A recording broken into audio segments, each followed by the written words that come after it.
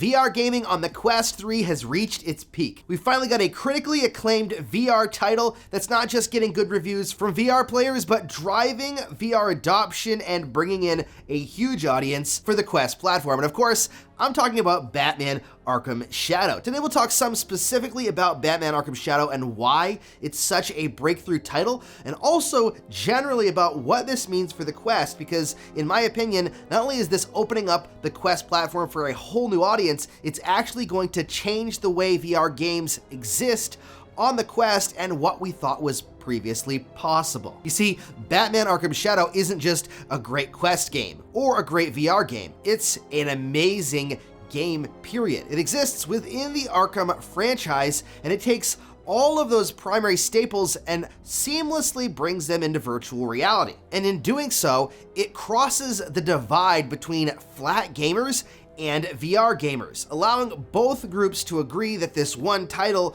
is just a stunning, beautiful ode to the previous Arkham games, while bringing in entirely fresh new ideas, not just for Arkham, but for VR in general, that will elevate VR gaming to a totally new platform, especially on the Quest 3. Specifically, that means for this title that the game looks stunning on the Quest 3. Yes, it's a Quest 3 title, so it's not gonna look like Horizon Call of the Mountain on PSVR 2 or even Half-Life Alyx on PC VR, but for a Quest 3 title, it looks darn stunning. There are moments in this game where you actually forget you're playing a standalone VR title, especially when you get up close and personal to some of those characters that are in this game, or you see some of these big environments as you perch from a perch waiting to drop down and take out an enemy. The creativity in the visuals for this title is almost as impressive as the visuals themselves. Things that hide loading times or that do things that flat gaming has done for years that have never really been done or I haven't seen done right in virtual reality. For instance, when you're inside of one of these environments, you actually end up in Blackgate at one point in time. Trying to do no spoilers in this, but I want to be able to at least tell you why this game actually matters. When you walk up to a Blackgate door, the locks disengage and open for you. Some of them take just slightly longer because the area behind the game is loading, but it makes it feel like a seamless environment. Even if it's just a few seconds of extra loading, when that door opens, there's a whole new area, and it makes the game feel seamless and like there is no loading screens in these large open areas. And they're not open like as in Arkham City, but a lot of them are open in the sense that you can explore large, expansive areas and find all these different statues and secrets, which are another huge part of this game that I'm not even gonna talk about. So visually, it's great, but we've had visually great titles before, right? Red Matter 2 is fantastic on the Quest 3, it's stunning. This game does something completely different and intentional about its visuals, allowing for specific visual moments that make a big difference, like pulling your cape out behind you and gliding and seeing your shadow in that moment on the ground over top of the enemies, or specific shadows in certain environments. Shadows don't always necessarily show up in every single environment, but it's done in such a way that when it does show up, it's the right place at the right time to make the most impact. The time and detail it was spent putting into this visuals is just stunning, but that's not really why it's a breakthrough game, because we have some good visuals already.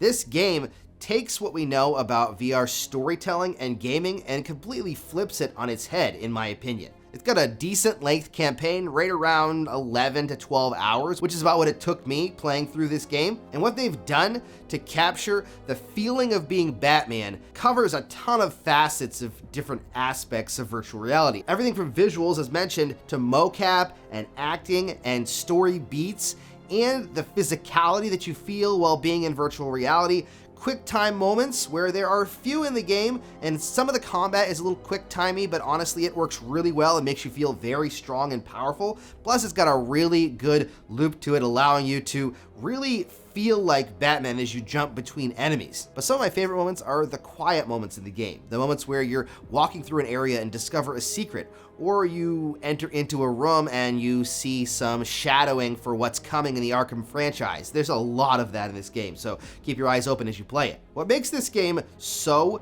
impactful and so next level is this time that was put into creating not just a VR game or experience, but a VR world. And creating a game that I didn't even think was possible on the Quest 3. Of course, I wanted Arkham Shadow to be amazing, but the game not only exceeded my expectations, it blew my mind, and I'm seeing a lot of that. And what it's doing is taking flat screen gamers and drawing them into VR. I've seen several videos over the past couple of days saying things like, this is my game of the year, and it's a flat channel, or I love this game and I don't want to because it's VR. Like, that is how good that this game is. What this has done is it's peaked what's possible on Quest 3. It's allowed us to see a glimpse of what the future could hold on this platform with the right games. And I just have to say thank you to Meta and Camouflage for doing that. I've seen some comments on social media about, flat gaming being just as connected and connecting you to characters just as much as VR gaming in a first person. And I might have agreed at one point in time. This game, though, has completely shifted my mind when it comes to inhabiting a character, because it's the first time I've ever felt the pure rage of a character in a sequence, or felt, I don't know how to describe the feeling of becoming Batman and inhabiting the character. Between the acting of Roger Craig Smith and the other cast members that is sublime in this game, and the mo-capture and the overall aesthetic of the game, and just how insanely detailed everything is in this game. You legitimately feel the switch of this character, the shift of their mindset, and the development of who Batman was in his younger years to someone that he is in the Arkham Asylum game, for instance. This game bridges the gap between the Arkham Origins and Arkham Asylum, and there are a lot of things that changed about Batman between those two games. And this game does a really good job at shifting that and seeing the mindset of who Bruce Wayne and Batman are change, giving us an entirely new perspective of who this character is by allowing us to be them. To me, that is peak VR. Not just playing as a character in first person, but becoming them, inhabiting them, feeling like them. That acting is paramount, and the environments and the realistic nature of the things that you do. Yes, it's gamified, so there are things that you do in this game that are very gamey. For instance, you hit the A button to grapple. You don't actually have to hold your hand out and it grapples you. The combat is kind of quick timing in the sense that there are specific things you have to do, although it is free-flowing, free-form in the sense you can go to what enemy you want to. You can choose how to approach them, whether you want to throw a smoke bomb, whether you want to throw your cape towards them and stun them, whether you want to use your grapnel gun and grab their weapon out of their hand, or, whatever you want to do. There are a lot of options, so it's not like linear, and it's free flow, so the more you play, the better you'll get at it. And the boss battles are so impactful in this game. But for me, at least, the fact that this game exists on a standalone Quest 3 platform, or Quest 3S if you get the Quest 3S, it's peaked what I expect from a VR game. Now, I don't know that that's a good thing. Going and playing other VR games might be more challenging now, because this game is on an entirely new level. This is Half-Life Alyx level. And for me, this game's actually better than Alyx. It's not as visually stunning. I will give it that 100% because it's a Quest game. But from a story standpoint and the connection that I have with a character, this game far surpasses anything that I've played in virtual reality to date.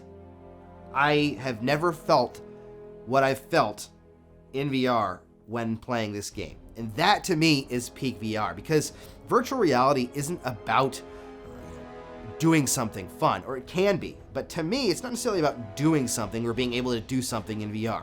Yes, that's cool to have experiences that are just experiential, but to me the whole concept of virtual reality has always been about becoming something or someone, just being something different, right? Experiencing something from a different perspective or someone else's point of view. And that is something unique to VR. I can experience things in flat screen or in movies, but I can't experience things from another person's perspective in a first-person view and feel what they're feeling like I can in VR. And when it's done right, like it's done in Arkham Shadow, it is a transcendent experience, something that'll stick with you. It's something that I will remember for a very long time, and I hope we start to see that in more VR games. It's a combination of things. I think that this has actually elevated the Quest 3 experience to a level higher than I would have expected. I thought it was going to be a good game, but this isn't just a good game.